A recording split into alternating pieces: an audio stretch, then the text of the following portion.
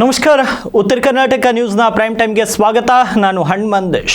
ಇವತ್ತು ಆಶಾ ಕಾರ್ಯಕರ್ತರು ಪ್ರತಿಭಟನೆಯನ್ನು ನಡೆಸಿ ಸರ್ಕಾರದ ವಿರುದ್ಧ ತಮ್ಮ ಆಕ್ರೋಶವನ್ನು ಹೊರಹಾಕಿದ್ದಾರೆ. ಹಲವು ಬೇಡಿಕೆಗಳಿವೆ. ಆ ಬೇಡಿಕೆಗಳನ್ನು ಈಡೇರಿಸಬೇಕು ಅಂತ ಜಿಲ್ಲಾ ಉಸ್ತುವಾರಿ ಸಚಿವರ ಕಚೇರಿಯಿಂದ ಹಿಡಿದು ಬೀದರ್ನ ಜಿಲ್ಲಾಧಿಕಾರಿ ಕಚೇರಿಯವರೆಗೆ ಪ್ರತಿಭಟನೆಯ ಮೆರವಣಿಗೆ ಮೂಲಕ ತೆರಳಿ ಸಿಎಂ ಸಿದ್ದರಾಮಯ್ಯ, ಸಚಿವ ಈಶ್ವರ್ ಖಂಡ್ರೆ, ರಹೀಂ ಖಾನ್ ಇವರೆಲ್ಲರ ವಿರುದ್ಧ ಆಕ್ರೋಶವನ್ನು ಹೊರಹಾಕಿದ್ದಾರೆ. ಫ್ರೀಡಂ ಪಾರ್ಕ್ನಲ್ಲಿ ಹೋರಾಟಕ್ಕೆ ಕುಳಿತಾಗ ಹುಸಿ ಭರವಸೆಗಳನ್ನು ಕೊಟ್ಟಿದ್ರು ಇದೇ ಕಾಂಗ್ರೆಸ್ನವರು. ಇದೇ ಸಿದ್ದರಾಮಯ್ಯ ಸರ್ಕಾರ ಅಧಿಕಾರದಲ್ಲಿದ್ದಾಗ ಒಂದು 4-5 ತಿಂಗಳ ಹಿಂದಷ್ಟೇ ಅವರು ಫ್ರೀಡಂ ಪಾರ್ಕ್ನಲ್ಲಿ ಹೋರಾಟಕ್ಕೆ ಕುಳಿತಾಗ ಇವ್ರು ಹೋಗ್ತಾರೆ, ಇಲ್ಲ ನಿಮ್ಮ ಬೇಡಿಕೆಗಳನ್ನು ನಾವು ಈಡೇರಿಸ್ತೀವಿ, ನೀವು ಏನೇ ಇದ್ರೂ ನಿಮ್ಮ ಬೇಡಿಕೆಗಳನ್ನು ಈಡೇರಿಸ್ತೀವಿ ಅಂತ ಹೇಳ್ತಿದ್ರು. ಅಂಗನವಾಡಿ ಬಿಸಿ ಊಟ ಕಾರ್ಯಕರ್ತರಿಗೆ ನೀಡಿದಂತೆ 1,000 ರೂಪಾಯಿ ಗೌರವಧನ ಹೆಚ್ಚಿಸಿ ಮಾಸಿಕ 10,000 ರೂಪಾಯಿ ಗೌರವಧನ ಕಡ್ಡಾಯಗೊಳಿಸಬೇಕು ಅಂತ ಈಗ ಅವರು ಆಗ್ರಹಿಸಿದ್ದಾರೆ. ಆದರೆ ಬಹುತೇಕರಿಗೆ ಇವತ್ತಿನ ಭಾರತದಲ್ಲಿ ಬಹುತೇಕರಿಗೆ ಗೊತ್ತಿರಲಿ, ಆಶಾ ಕಾರ್ಯಕರ್ತೆಯರು ನಮ್ಮ ಮನೆಯಲ್ಲಿ ನಮ್ಮ ತಾಯಿ ತಂಗಿ ಎಷ್ಟು ಕೆಲಸವನ್ನು ಮಾಡ್ತಾರೋ ಅದಕ್ಕಿಂತಲೂ ಮಿಗಿಲಾಗಿ 10 ಪಟ್ಟು ಕೆಲಸವನ್ನು ಅವರು ಸಮಾಜಕ್ಕಾಗಿ ಮಾಡ್ತಾ ಇದ್ದಾರೆ. ಹಾಗಂತ ಆಶಾ ಕಾರ್ಯಕರ್ತರದ್ದು ಕೆಲವೊಂದು ಸುದ್ದಿಗಳಾಗ್ತವೆ, ಅವರು ಲಂಚ ಪಡೆದ್ರು. ಆದರೆ ಒಬ್ಬ ಮಾಧ್ಯಮದವನಾಗಿ ನಾನು ಒಬ್ಬ ನ್ಯೂಸ್ ಆ್ಯಂಕರ್ ಆಗಿ ಹೇಳಬೇಕಾದ್ರೆ ಆಶಾ ಕಾರ್ಯಕರ್ತೆಯರು ಮಾಡಿದಷ್ಟು ಕೆಲಸ ಮತ್ತು ರಾಜ್ಯದಲ್ಲಿನ ಗರ್ಭಿಣಿ ಮಹಿಳೆಯರ ಕುರಿತು ಆಶಾ ಕಾರ್ಯಕರ್ತರು ವಹಿಸಿದಷ್ಟು ಕಾಳಜಿ ಇನ್ಯಾರೂ ಕೂಡ ವಹಿಸಲಿಕ್ಕೆ ಸಾಧ್ಯವಿಲ್ಲ. ಮತ್ತು ಮಗು ಹುಟ್ಟಿದ ಮೇಲೂ ಕೂಡ, ಅದು ಗಂಡಿರಲಿ ಹೆಣ್ಣಿರಲಿ, ಮಗು ಹುಟ್ಟಿದ ಮೇಲೂ ಕೂಡ ಮಗುವಿಗೆ ಯಾವ ಡೋಸನ್ನು ಕೊಡಬೇಕು, ಯಾವ ಲಸಿಕೆಯನ್ನು ಕೊಡಬೇಕು, ಮನೆಯಲ್ಲಿರುವ ತಾಯಿಗೆ ನೆನಪಿರುತ್ತೋ ಇಲ್ಲವೋ ಗೊತ್ತಿಲ್ಲ. ಆದರೆ ಆ ಆಶಾ ಕಾರ್ಯಕರ್ತೆಗೆ ನೆನಪಿರುತ್ತೆ. 1ನೇ ತಾರೀಕು ಇವ್ರ ಮನೆಯಲ್ಲಿ ಇಂಜೆಕ್ಷನ್ ಕೊಡಬೇಕು, 5ನೇ ತಾರೀಕಿಗೆ ಇನ್ನೊಬ್ಬರ ಮನೆಯಲ್ಲಿ ಇಂಜೆಕ್ಷನ್ ಕೊಡಬೇಕು ಅಂತ ಅಷ್ಟು ಪಿನ್ ಟು ಪಿನ್ ಮಾಹಿತಿಯನ್ನು ಆಶಾ ಕಾರ್ಯಕರ್ತರು ಹೊಂದಿರ್ತಾರೆ. ಆದರೆ ಅವ್ರಿಗೆ ಕೊಡೋ ಸರ್ಕಾರ ಅವ್ರಿಗೆ ಕೊಡ್ತಿರೋದು ಸಂಬಳ ಎಷ್ಟು ಗೊತ್ತಾ? ಅದು 6,000, 8,000, 10,000. ಭಾರತದಲ್ಲಿ ಬೆಳೀತಿರುವಂತಹ ಈ ಆರ್ಥಿಕತೆಯನ್ನು ನೋಡಿದಾಗ 15,000 ರೂಪಾಯಿಯಲ್ಲಿ ಕೂಡ ಒಂದು ಕುಟುಂಬ ನಡೆಸೋದು ಭಾಳಷ್ಟು ಕಷ್ಟದ ಕೆಲಸ. ಆದರೆ ಆಶಾ ಕಾರ್ಯಕರ್ತರು 10,000 ರೂಪಾಯಿದಲ್ಲಿ ತಮ್ಮ ಕುಟುಂಬವನ್ನು ನಡೆಸಬೇಕು. ವಾರಕ್ಕೊಂದ್ಸಲ ಮೀಟಿಂಗ್ ಕರೀತಾರೆ, ತಿಂಗಳಿಗೊಂದ್ಸಲ ಡಿಸ್ಟ್ರಿಕ್ಟ್ ಆಫೀಸ್ಗೆ ಹೋಗೋ ಕೆಲಸ ಇರುತ್ತೆ, ಇನ್ನು ಎಲ್ಲೋ ಯಾರ್ದೋ ಜೊತೆ ಹಾಸ್ಪಿಟಲ್ಗೆ ಹೋಗಬೇಕು, ಇನ್ನು ಯಾರ್ದೋ ಹೆರಿಗೆ ಇರುತ್ತೆ, ತನ್ನ ಮಗು ಮನೆಯಲ್ಲಿ ಸಣ್ಣ ಮಗು ಇದ್ರೂ ಕೂಡ ಬಿಟ್ಟು ಆಶಾ ಕಾರ್ಯಕರ್ತೆ ಅವ್ರ ಜೊತೆ ಹೋಗಬೇಕು.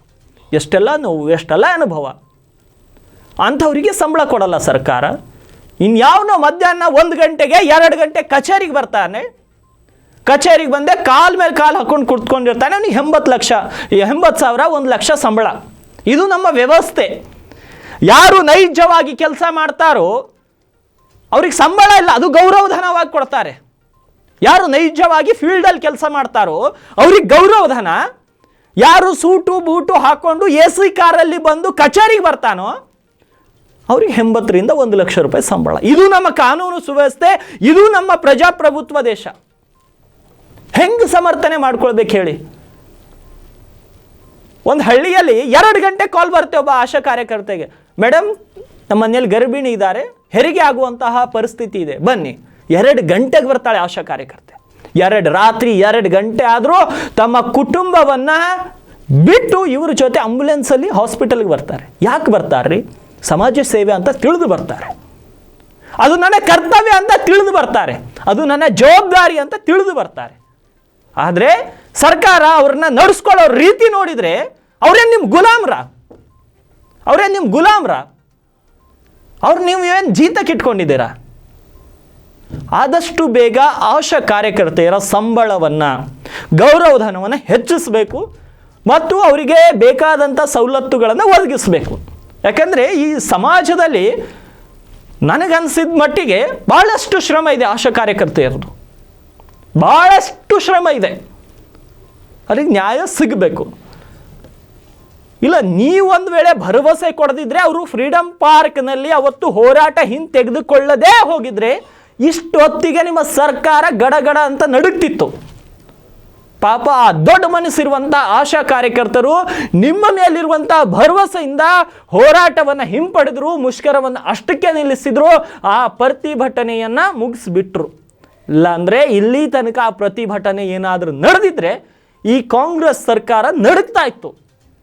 ದೊಡ್ಡ ಗುಣ, ದೊಡ್ಡ ಮನಸ್ಸು, ತಾಯಿ ಮನಸ್ಥಿತಿ, ಆಶಾ ಕಾರ್ಯಕರ್ತರು ತಾಯಿ ಮನಸ್ಥಿತಿ, ಅದಕ್ಕೂ ಇದಾಯಿತು. ಇಲ್ಲಾಂದರೆ ಕಾಂಗ್ರೆಸ್ ಸರ್ಕಾರಕ್ಕೆ ಗೊತ್ತಾಗ್ತಾ ಇತ್ತು ಅವ್ರ ಶಕ್ತಿ ಏನು ಅಂತ. ಅವರು ಒಂದು ವಾರ ಆಶಾ ಕಾರ್ಯಕರ್ತರು ಏನಾದರೂ ಒಂದು ವಾರ ತಮ್ಮ ಕೆಲಸಗಳನ್ನು ನಿಲ್ಲಿಸಿದರೆ ಈ ಸಮಾಜದಲ್ಲಿ ಏನಾಗುತ್ತೆ ಒಂದು ಸಲ ಊಹೆ ಮಾಡ್ಕೊಳ್ಳಿ.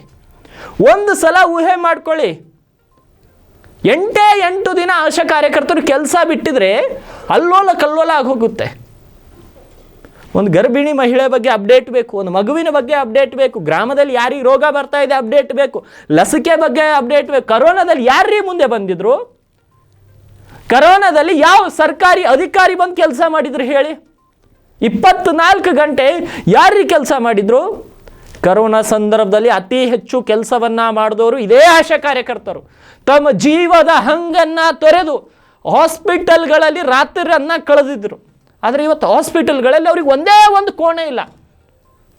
ಸಿದ್ದರಾಮಯ್ಯ ಅವರಿಗೆ ಅವ್ರ ಕಷ್ಟ ಅರ್ಥ ಆಗ್ತಾ ಇಲ್ವಾ? ಆಶಾ ಕಾರ್ಯಕರ್ತರ ಅಂದರೆ ಏನು ಸರ್ಕಾರದ ಕೈಗೊಂಬೆಗಳ ಇವರೆಲ್ಲ? ಇವ್ರ ಬೇಡಿಕೆ ಸರ್ಕಾರ ಆದಷ್ಟು ಬೇಗ ಈಡೇರಿಸಬೇಕು. ಇಲ್ಲ ಅಂದರೆ ಈ ನಾಚಿಕೆ ಬಿಟ್ಟ ಸರ್ಕಾರದ ವಿರುದ್ಧ ಮತ್ತೆ ಆಶಾ ಕಾರ್ಯಕರ್ತರು ಪ್ರತಿಭಟನೆ ಮಾಡಲೇಬೇಕು. ಮಾಡ್ತೀವಂತ ಹೇಳೋದಲ್ಲ, ಮಾಡಲೇಬೇಕು. ಯಾಕೆಂದರೆ ನೀವು ನಿಮ್ಮ ಹಕ್ಕನ್ನು ಕೇಳ್ತಾ ಇದ್ದೀರಿ. ನೀವು ಮಾಡಿದಂಥ ಕೂಲಿಗೆ ಗೌರವಧನವನ್ನು ಕೇಳ್ತಾ ಇದ್ದೀರಿ. ಯಾರಿಗಂಜು ಅವಶ್ಯಕತೆನೇ ಇಲ್ಲ. ಅದು ಸಿದ್ದರಾಮಯ್ಯ ಸರ್ಕಾರನೇ ಇರಲಿ, BJP ಅವ್ರದ್ದೇ ಇರಲಿ. ನೀವು ಮಾಡಿದ ಕೆಲಸ ಕೂಲಿ ಕೇಳ್ತಾ ಇದ್ದೀರಿ. ಯಾರು ಗುಲಾಮರಲ್ಲ ನೀವು. ಇವತ್ತು ಏನು ಹೇಳಿದ್ದಾರೆ ಬೀದರಲ್ಲಿ ಆಶಾ ಕಾರ್ಯಕರ್ತರು? ಒಂದ್ಸಲ ಕ್ವಿಕ್ ಆಗಿ ನೋಡ್ಕೊಂಡು ಬನ್ನಿ. ಇದು ಎಲ್ಲ ಗೊತ್ತಾಗ್ಬೇಕು ಸರ್. ಸಿದ್ದರಾಮಯ್ಯ ಅವ್ರಿಗೆ ಕಷ್ಟ ಅನ್ನೋದು ಏನದ ಗೊತ್ತಾಗಬೇಕು. ನಾವು ಅದೇ ಬೇಡಿಕೆಯಿಂದ ನಾವು ಇಷ್ಟೆಲ್ಲ ಆಶಾ ಕಾರ್ಯಕರ್ತರು ಹಗಲು ರಾತ್ರಿ ಬಿಸಿಲಿಲ್ಲ, ಬೆಳಗ್ಗೆ ಇಲ್ಲ, ನೈಟ್ ಹೋಯ್ತೀವಿ ಸರ್. ನಮ್ಗೊಂದು ಕೋಣೆ ಇಲ್ಲ. ಹಾಸ್ಪಿಟಲ್ಗೆ ಹೋದ್ರೆ ಒಂದು ಕೋಣೆ ಇಲ್ಲ. ಹೊರಗೆ ನಿಂದಿರ್ರಿ ಅಂತಾರೆ. ನಮ್ಗೆ ಇಷ್ಟು ಬೆಲೆ ಇಲ್ದ ಗತಿ. ದುಡಿಸ್ಕೊಳಕ್ ನಾಚಿಕೆ ಆಗಲ್ಲ ಸರ್ ಸರ್ಕಾರಿಗೆ? ನಮ್ಮ ಆಶಾದಾರ ಕೈಲಿ ದುಡಿಸ್ಕೊಳಕ್ ನಾಚಿಕೆ ಆಗಲ್ವಾ? ಅವ್ರ ಮನೆಗೆ ಹೆಂಡ್ರಿ ಕೆಲಸ ಮಾಡಿದ್ರ ಡೈಲಿ 500 ಕೂಲಿ ಕೊಟ್ಟು ಮಾಡಿಸ್ಕೊತಾರೆ ಸರ್. ನಾವು ಅದಕ್ಕೆ ಆಚೆಗೆ ಏಟೇನು ಸರ್? ನಾವು ಆಶಾದಾರ ಅಂದ್ರೆ ಅವ್ರ ಕೈಗೆ ಹೊಂಬೇನಾ ನಾವು?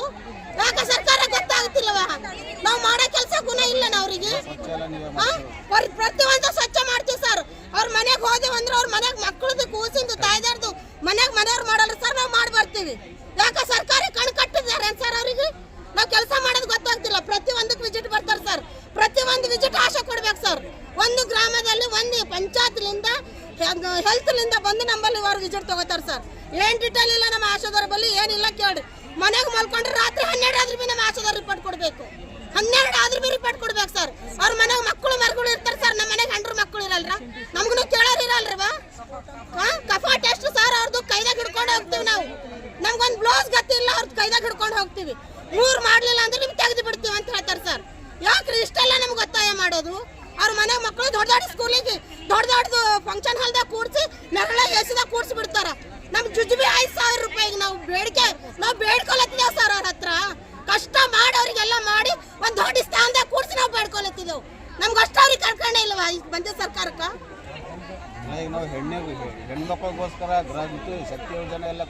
ಶಕ್ತಿ ಯೋಜನೆ ನಾವು ಕೂಡ ಅಂದಿದ್ದೇವೆ ಏನ್ ಸರ್? ನಮಗೆ ಗೆಲ್ಲ ಸರ್ ನಿಮ್ ಪಗಾರ ಮಾಡ್ತೀವಿ ಅಂತ ಹೇಳ್ಯಾರ ಸರ್. ಅವ್ರು ಯಾರು ಹೇಳ್ಯಾರ? ಈಶ್ವರ್ ಖಂಡ್ರೆ ಸರ್ ಲೆಟರ್ ಕೊಟ್ಟಿವಿ ಸರ್. ಅವ್ರ ಸಹಿತ ಮಾತು ಕೊಟ್ಟಾರ, ನಿಮ್ಗೆ 10,000 ನಾವು ಮಾಡ್ತೀವಮ್ಮ ಅಂದವ್ರು. ಅವ್ರು ಇವತ್ತು ಎಲ್ಲಿರಿ? ನಾವು ಘೋಷಣೆದಾಗ ಕುಂತ್ರಿ ಎಲ್ಲಿರಿ? ಈಶ್ವರ್ ಖಂಡ್ರೆ ಎಲ್ಲಿ? ರಹೀಮ್ ಖಾನ್ ಎಲ್ಲಿ? ನಮ್ ಕಷ್ಟ ಅವ್ರಿಗೆ ಕಾಣಿಸ್ತಿಲ್ವಾ? ಯಾರಿಗೂ ಅರ್ಥ ಆಗ್ತಿಲ್ವಾ ನಮ್ ಕಷ್ಟ? ಇವತ್ತು ಮಕ್ಕಳಿಗೆ ನಮ್ಮ ಮಕ್ಕಳಿಗೆ ಸ್ಕೂಲಿಗೆ ಸೇರ್ಸ್ಬೇಕಂದ್ರೆ ಗೌರ್ಮೆಂಟ್ ಸ್ಕೂಲ್ನಾಗ ಜಾಗ ಇಲ್ದಂಗ ಆಗ್ಯದ ಸರ್. ನೀವು 50,000 10,000 1 ಲಕ್ಷ ಡಿಪಾಸಿಟ್ ಕಟ್ಟಿ ನಿಮ್ಮ ಮಕ್ಕಳು ಪ್ರೈವೇಟ್ ಸ್ಕೂಲಿಗೆ ಕಳಿಸ್ತೀರಿ. ನಾವು ಮಕ್ಕಳಿಗೆ ಮಾಡೋದಿಲ್ವಾ? ನಮ್ಮ ಮಕ್ಕಳಿಗೆ ನಮ್ಗೆ ಹತ್ತಲ್ಲ. ಒಂದು ಸಿಲಿಂಡರ್ ತಗೊಂಡ್ರೆ 1,000 ಅದ. ನಮ್ಗೆ ಏನದ ಅಂದ್ರೆ 10,000 ಬೇಡಿಕೆ ಏನು ಕೊಟ್ಟಾರ ಸರ್. ಅದು 10,000 ಬೇಕು ಅಂತೇಳಿ ನಾವು ಅವ್ರಿಗೆ ಕೈ ಮುಗಿದು ಕೇಳತ್ತಿದ್ದೆವು. ಇಷ್ಟು ಕೂಗೋದು ಎದಕ್ಕೆ ಅಂದ್ರೆ ನಮ್ಮ ಕಷ್ಟ ಅವ್ರಿಗೆ ಪರಿಹಾರ ಮಾಡಬೇಕು, ನಮ್ಮ ಕಷ್ಟಕ್ಕೆ ಅವ್ರು ಫಲಿತಾಂಶ ಕೊಡ್ಬೇಕಂತೇಳಿ ಅವ್ರ ಕೈ ಮುಗಿದು ಕೇಳತ್ತೀನಿ ಸರ್. ಮತ್ತೇನಿಲ್ಲ. ದೇವಿಕಾ ಸರ್. ನಾಚಿಕೆ ಆಗಲ್ಲ ಸರ್ ಸರ್ಕಾರಿಗೆ? ನಮ್ಮ ಆಶಾದಾರ ಕೈಲಿ ದುಡಿಸ್ಕೊಳಕ್ ನಾಚಿಕೆ ಆಗಲ್ವಾ? ಅವ್ರ ಮನೆಗೆ ಹೆಂಡ್ರಿ ಕೆಲಸ ಮಾಡಿದ್ರ ಡೈಲಿ 500 ಕೂಲಿ ಕೊಟ್ಟು ಮಾಡಿಸ್ಕೊತಾರೆ ಸರ್. ನಾವು ಅದಕ್ಕೆ ಆಚೆಗೆ ಏಟೇನು ಸರ್? ನಾವು ಆಶಾದಾರ ಅಂದ್ರೆ ಅವ್ರ ಕೈಗೆ ಹೊಂಬೇನಾ ನಾವು? ಯಾಕೆ ಸರ್ಕಾರ ಗೊತ್ತಾಗ್ತಿಲ್ಲ ಅವ್ರಿಗೆ ಪ್ರತಿಯೊಂದು ಸ್ವಚ್ಛ ಮಾಡ್ತೀವಿ ಸರ್. ಅವ್ರ ಮನೆಗೆ ಹೋದೇವ್ ಅಂದ್ರೆ ಅವ್ರ ಮನೆಗ್ ಮಕ್ಕಳದು ಕೂಸಿಂದು ತಾಯ್ದಾರ್ದು ಮನೆಯವ್ರು ಮಾಡಲ್ಲ ಸರ್, ನಾವು ಮಾಡಿ ಬರ್ತೀವಿ. ಯಾಕೆ ಸರ್ಕಾರಿ ಕಣ್ ಕಟ್ಟಿದ್ದಾರೆ ಸರ್ ಅವ್ರಿಗೆ? ನಾವು ಕೆಲಸ ಮಾಡೋದು ಗೊತ್ತಾಗ್ತಿಲ್ಲ. ಪ್ರತಿಯೊಂದಕ್ಕೆ ವಿಸಿಟ್ ಬರ್ತಾರೆ ಸರ್, ಪ್ರತಿಯೊಂದು ವಿಸಿಟ್ ಆಶೆ ಕೊಡ್ಬೇಕು ಸರ್. ಒಂದು ಗ್ರಾಮದಲ್ಲಿ ಒಂದು ಪಂಚಾಯತ್ನಿಂದ